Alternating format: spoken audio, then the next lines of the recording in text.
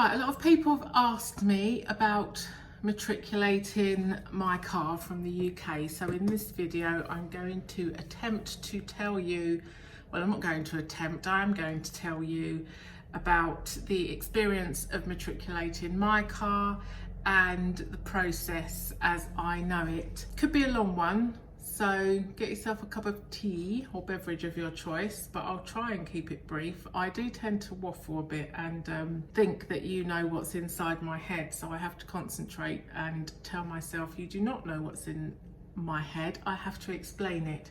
So I wanted to start by, I should have got this ready beforehand. So I got this email from someone that said, I'm struggling with deciding what to do about my car. You seem to have matriculated your UK car and wondered if I can ask why. One thing is, let me start by saying, oh, sorry, what I should have said, I understand that some people are just going to want to jump straight to specific information. So things like the forms you need, a list, the costs.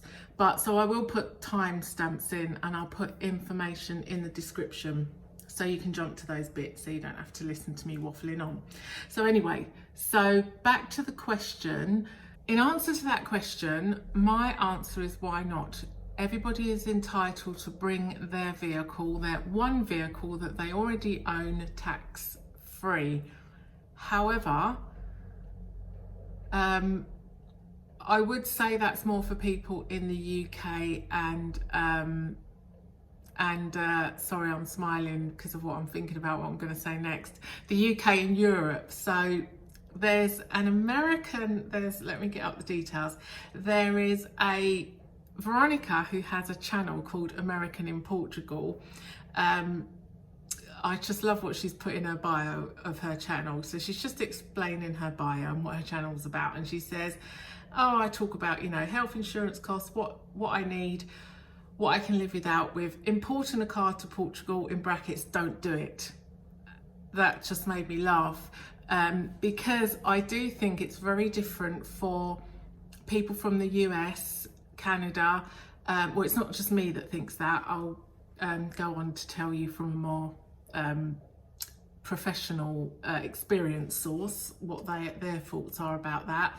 And also I'll put the details to Veronica's channel because I do believe in one of her recent videos she mentioned it again and she said she was going to do a video about it, so that might be more useful for people from the US, Canada or outside Europe. So just to quickly say, the guy that did my matriculation for me, I'll explain more about him later, but he was brilliant, Rui. So he says he's had people contact him from Canada, from the US, from New Zealand, and he's looked at sort of like their case, unless it's some kind of, valuable classic car that is just a one-off priceless vehicle, there's just no point. He's he won't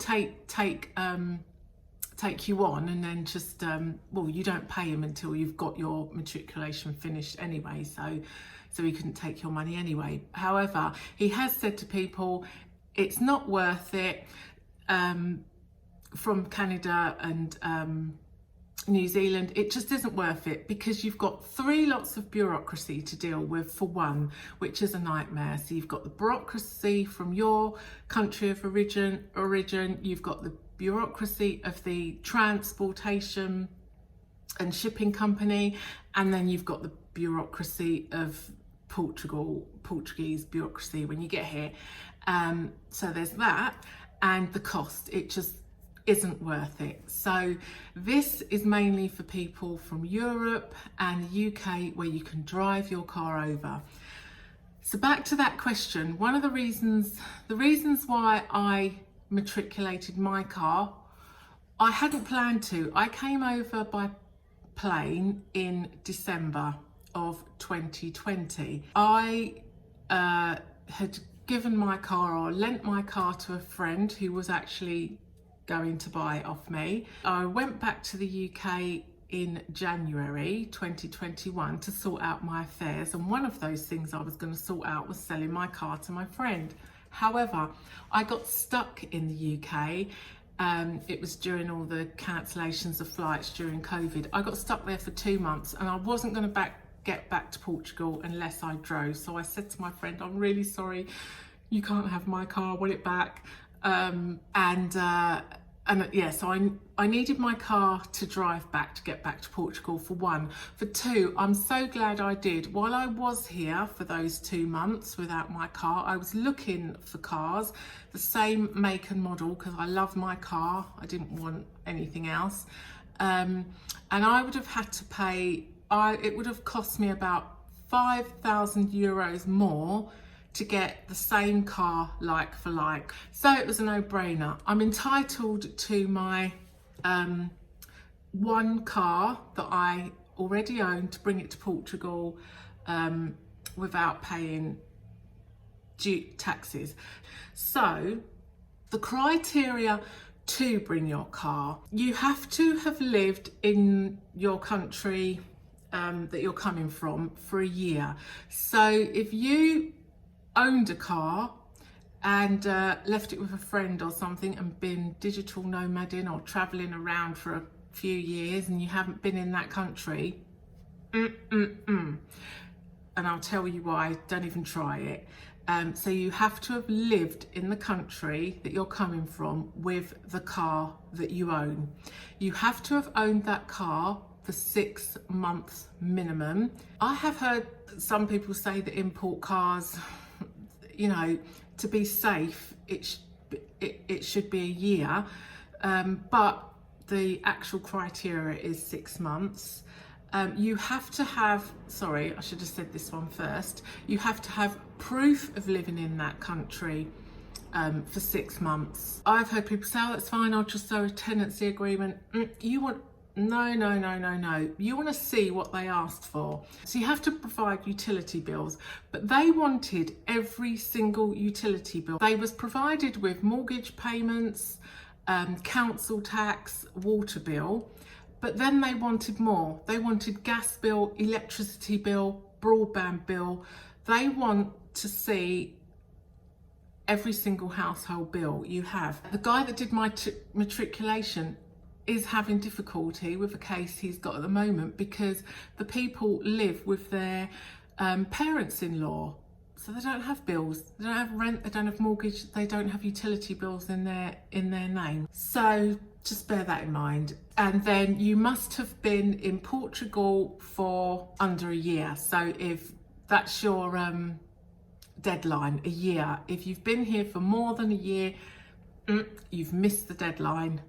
I know people that have had to send lovely cars back to the UK because they have missed that deadline. So just get the process started. The documentation you're going to need for this process is your residency certificate. Right, so your official residency certificate and a residence certificate issued by the Junta de Freguesia. Now this is like, I mean, I don't know why they need this as well, but this is like an additional certificate. It's like a declaration to say you are living at that address that is on your residency certificate. I know. Obviously your NIF number, your passport, your driving license, your logbook, your V5, your vehicle registration book, whatever that is in other countries. A certificate of conformity, a COC. If obviously coming from the UK, we drive on the other side of the road, so you may have to change headlamps, and I think all modern cars, you can do your speed in kilometres or miles per hour, but you might have to make some changes there. Now, you need proof of the country of origin, and as I explained, that is all utility bills, mortgage payments, rent payments, also something like, wage slips. I didn't have wage slips, so I had to provide 6 months worth of credit card statements to show like daily spending, like grocery shopping and that sort of thing, so that I could see that I was spending and living in the country. You need your IMT inspection certificate. You need an annual funds declaration from the financier. You also need from the financier a non-debt declaration, and this is the craziest, most bizarre one. You also need non-debt declaration from the Social Security Department. Now, in my case, I'm not on the system for the Social Security Department because I'm not working in Portugal, so I'm not on the system. So I had to get a certificate to say that I'm not on the system. But honestly, it was like Little Britain, computer says no. So first of all, it took me ages to get an appointment in there. And when I got in there, I'm so glad my Portuguese-speaking Portuguese landlady came with me. So they were saying, so the woman was at her computer, what's your social security number? I don't have one. Well, I can't get into the system because I can only get into the system with your number. What? So can't you get in with your NIF number? She tried the NIF number. No, I can't get in with the NIF number because it was crazy. It was like Little Britain, computer says no. And I just refused to leave. I said, I've waited ages for this appointment. I'm not leaving. I need this. And my Portuguese landlady, luckily, could explain it in Portuguese. But the woman, no, I can't give her a certificate from the system because she's not in the system. But I just refused to. I said, I'm not leaving. And it was only that the guy in the next booth overheard and obviously could see my frustration and the fact that I'm staying in that chair and you would have to drag me out. You are giving me what I need. He came over and he did it. So I got the certificate to say I don't need a certificate. So although everything I have explained so far is really quite straightforward, apart from needing to get certificates that you can't get, so you need a certificate to say that you can't get the said certificate. You know, there are people that I know of that have given up on the process. Probably if you tried to do it yourself, you would. I do not know what I would have done without Rui. So one of the things, so I'll just explain some of the hurdles or frustrations I was sort of banging my head against the wall with. So the first thing is the information that you get on official government sites, Portuguese including UK sites, say that the first thing you have to do is register your DAV with the financier. Well, the DAV is the document that you're trying to get that took nearly a year, 9 months to get. So the first thing I was trying to do was, anyway, it's irrelevant, but was just to get into the financier system because I didn't have a password, but that's a whole nother story. But that wasn't a hurdle because it was wrong information. I didn't need that. ACP, the Automobile Club of Portugal. It's a bit like the Portuguese version of the AA. They help with matriculation. So I joined them, paid for a year's membership, and contacted them to help me with the matriculation. They were useless, and I tell you why. First thing they did was give me, I've explained to you all the documents you need. So they gave me this big list of documents that I needed to get. However, half of them, I didn't know what they were on how you get them. But they was just like, well, you know, that's your job to get those. When you've got them all, come back to us. Well, I was up against a brick wall. There's nothing I could do. I didn't know what half of them were and how to get them, and they wouldn't help me. So I don't know. Yeah, I just got to a dead end with them. There's nothing I could do. So I don't quite know what you pay them 700 euros for. Yeah, 700 euros it costs with them. Rui, by the way, costs 300 euros and is worth every penny, because I would tell you all the extra stuff he did for me as well. Right down to just physically changing my number plates and putting my number plates on for me when we finally got them. Everything. So I don't know if anyone else has got experience. I do know someone else who's got experience with them who is not getting on with them and has asked me for the details of my guy as well. So if anyone else has successfully used them, I'd love to know. but yeah, €700, I don't know. Yeah, so ACP for me were about as much use as a chocolate teapot. Sorry, I just nearly dropped my laptop.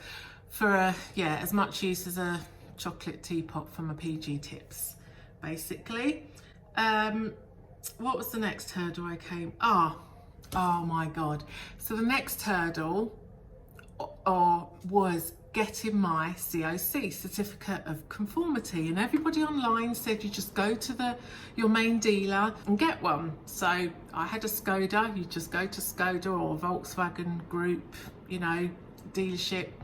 And no, I went to them in the UK, because I was in the UK obviously when I first knew I was bringing my car over. I went to them in Portugal. The one I went to in Portugal, he gave me, writ something down for me to go online, and no, up against a brick wall. So I have to say thank you to a viewer of one of my videos when I was complaining and having a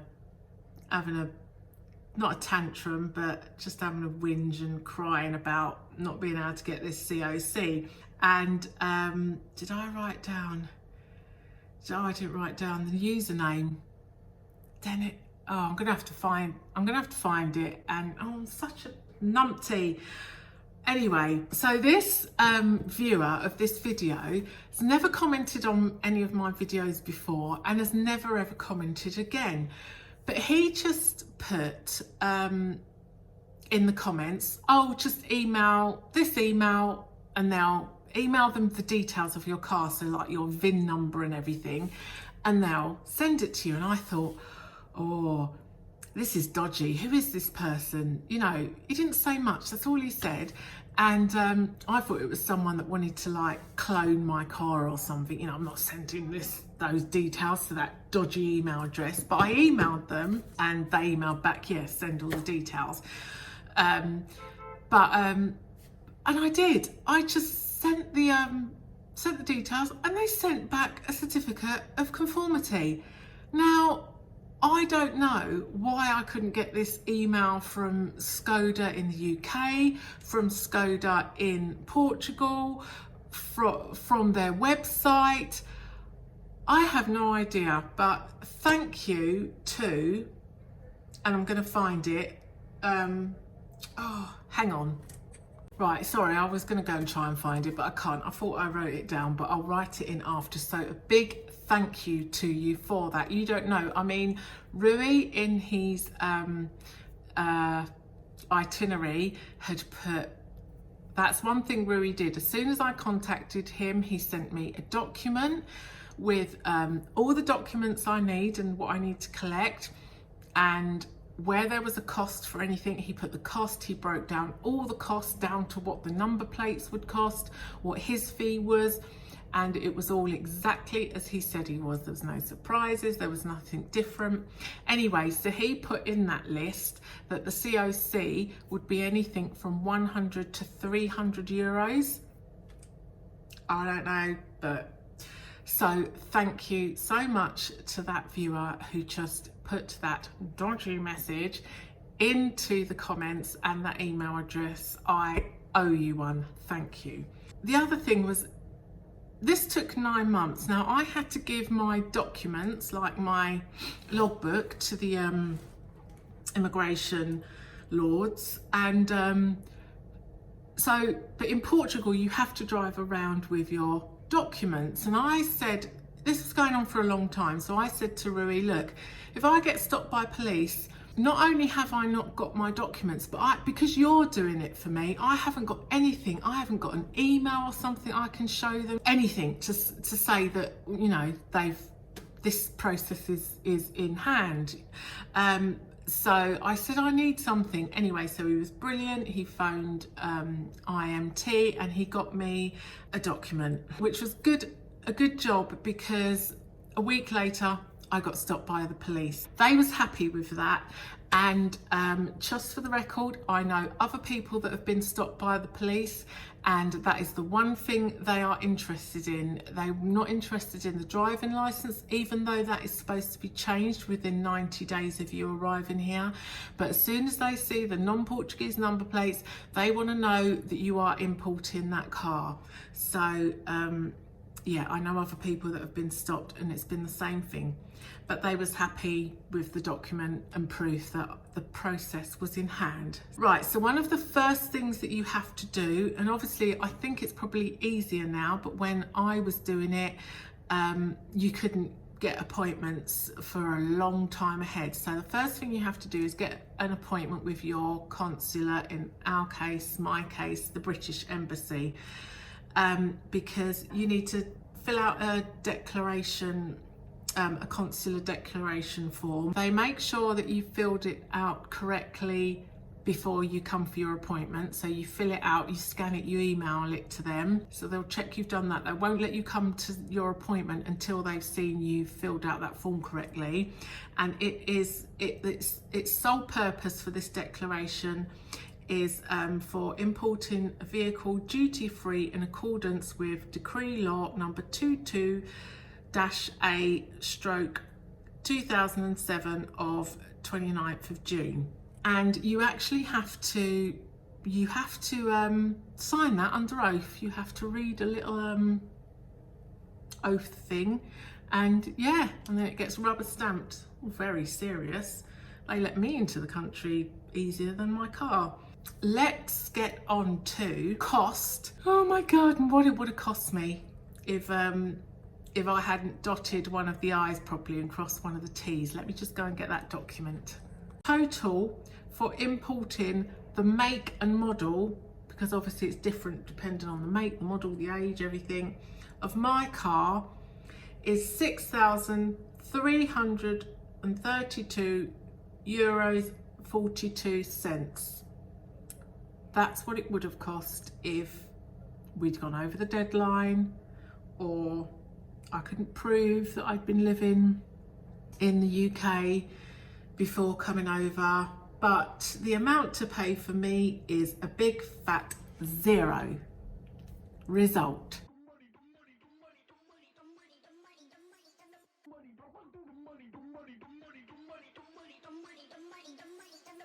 Why Rui was so helpful in that he just kind of took care of everything. His fee is €300. You do not pay him until you have that certificate. First of all, my headlamps needed changing. So he ordered the headlamps, got a really good price for them, arranged for them to be, you know, changed. The other thing he did was obviously the inspection. He came along with me, or took me there for that. There was some stuff that he was discussing with the inspector about backlights. It was a little bit of an issue, but you know, I never would have been able to sort that out and talk about that. ACP wouldn't come along with me for the inspection, even down to ordering the number plates. He did that. He just, you know, I mean, I know I could take off a set of number plates and screw them onto the car, but it's just nice that he did that. Just really helpful. I mean, even down to you know, when we went to get the number plates, we had to go to the shop to get them. We come back, it was lunchtime. I had lunch with him and his family. He's just very genuinely helpful and friendly. As I said, if you've decided to move to Portugal and you want to bring your belongings, and one of those belongings is your car, you are entitled to bring it to Portugal tax free. I think that's everything. Hope that helps. Have a good rest of the day, week, whatever, wherever you are. Until next time.